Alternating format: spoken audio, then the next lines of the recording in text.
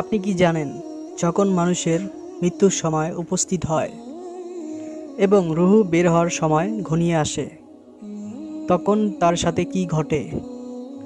হাদিসের ভাষ্য মতে, যখন কোনো মানুষের মৃত্যু উপস্থিত হয়, তখন মালাকুল মাউত তার ডান পাশে দুজন মৃত্যুর ফেরেশতা, বাম পাশে দুজন আযাবের ফেরেশতা নিয়ে আসে এবং মৃত ব্যক্তির সামনে উপস্থিত হয়। মৃত ব্যক্তি যদি ঈমানদার হয়, তাহলে ডান পাশের ফেরেশতারা তাকে সালাম দিয়ে বলবে, এ পবিত্র রূহ, তুমি বের হয়ে আসো।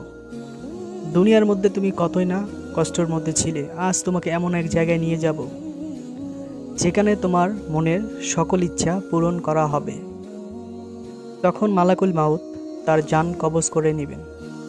আর মৃত ব্যক্তি যদি বেঈমান হয় বা গুনাহগার হয়, তখন আযাবের ফেরেশতা বলবে, হে অপবিত্র আত্মা, দুনিয়াতে তোর মন গড়া জীবনযাপন করেছিস, আল্লাহর হুকুম মতন চলিসনি, আজ তোকে এমন জায়গায় নিয়ে যাব যেখানে তোর সব কৃতকর্মের হিসাব হবে।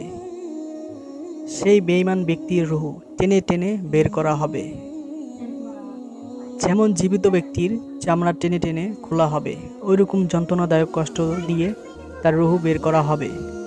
তো আমাদের আল্লাহ তাআলা আমাদেরকে হেফাজত করুক এবং আমাদের আলোর পথ চ্যানেলটি সাবস্ক্রাইব করবেন। ভিডিওটি তো একটি লাইক, একটি শেয়ার করবেন, আলোর পথ চ্যানেলটি সাবস্ক্রাইব করবেন।